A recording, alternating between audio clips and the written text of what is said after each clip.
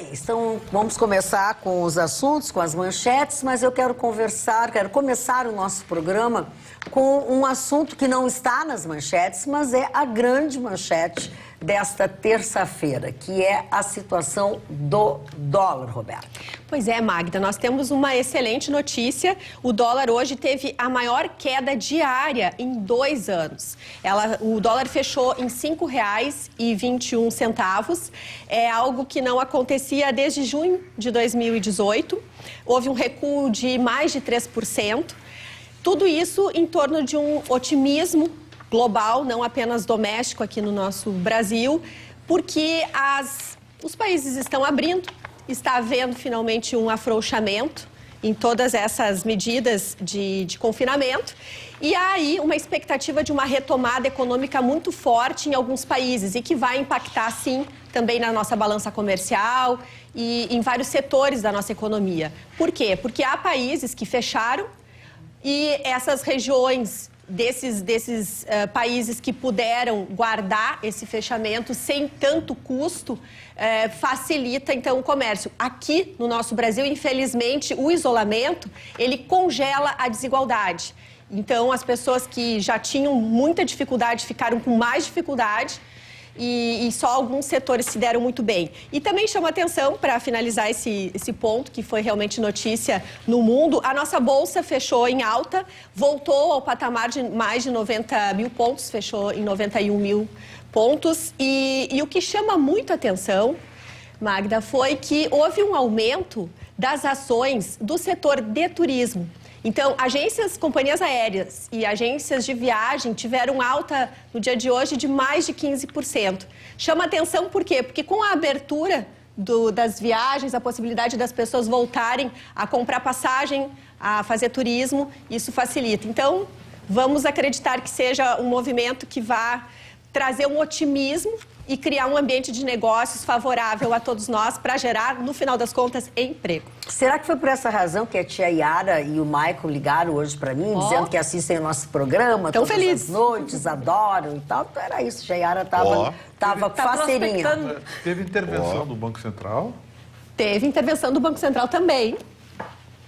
Então aí... Mas não foi só aqui, viu? Porque de manhã, quando abriu os mercados, a nossa moeda naquele momento, na abertura, que geralmente é um pouquinho antes das 10 da manhã, horário de Brasília, a nossa moeda era a moeda que mais estava desvalorizada no mundo inteiro.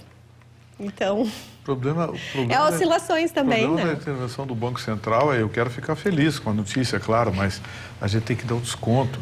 Quando o governo começa a lançar swap de médio e longo prazo, nós estamos queimando reserva cambial para segurar o dólar, né?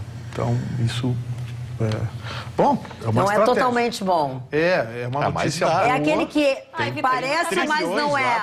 Tem mais de 300. Parece, mas não é. Tava tão boa a notícia, Vitorino. Mas por que tu também trabalha só com dólar? Não, eu não. Na verdade, aliás, dólar é uma coisa que eu não tenho, mas eu tava achando a vibe boa. Já tá bom. Qualquer notícia boa hoje em dia é ouro. Tem o outro lado da moeda. Pois não, senhor O mercado fez a leitura muito mais ligada à questão econômica do que propriamente pela intervenção do governo do swap. Porque normalmente, quando há essa intervenção, embora tenha havido hoje, se diz que foi ela que modificou o mercado, o que não foi. O mercado leu hoje como realmente um mundo nascendo de novo, um novo mundo, né? E isso se refletiu não só aqui no Brasil, como no exterior. É um sopro de otimismo. O Marconi quer falar.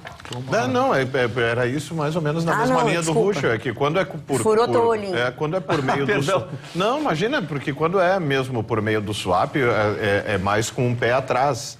Né? A gente, obviamente, fica feliz de ver que o dólar deu essa recuada, mas se é por causa do swap, a gente já não comemora tanto. Comemora, fica feliz, mas sim, é um respiro de mercado que é Só queria comentar um aspecto, então, já partindo das notícias não tão positivas, o Boletim Focus, que é o boletim semanal do Banco Central, estima agora um tombo do nosso PIB nesse ano de mais de 6%. Lembrando que quando nós tivemos grandes crises, o nosso PIB caiu mais de 3%. Então, é algo realmente perigoso. Tomara que isso se reverta, porque às vezes essas expectativas, há um movimento e um cenário econômico tão fora do esperado, tão atípico e mundialmente atípico, que a gente faz as estimativas, a gente valoriza os pontos positivos, mas ninguém com bastante pé no chão é capaz de imaginar como vai estar o dólar, a bolsa e o PIB em dezembro desse ano. Marconi, só para complementar a nossa informação, estão compartilhando? Normalmente nós estamos vivendo, o governo intervém, havendo uma crise, o dólar começa a ter uma alta e entra então o governo. No caso não foi, o governo fez uma compra que estava organizada ou prevista e o mercado impulsionou e ajudou, né? Essa maior baixa, não sei de que ano, mas há muito tempo não se tinha, eu acho que a Roberta deu 8 de junho de 2018. 2018 é a maior alta, 3% e tanto. Então, realmente, é de se comemorar. A notícia, para mim, ela é toda e com o retorno de grandes, de gigantes, né, de players gigantes, como a Disney, por exemplo, retomando suas atividades, a Sony. Apesar da Sony ter anunciado o adiamento do lançamento de alguns de seus produtos, a própria Google anunciou o adiamento do Android 11. Mas alguns grandes players... Mas a Disney impacta, né? Exato. Eles retornando já é um incentivo econômico grande. O Michael estava nos assistindo mesmo, viu? O Michael não só disse que assiste, já assistiu, disse que está realmente muito feliz com essa notícia do dólar.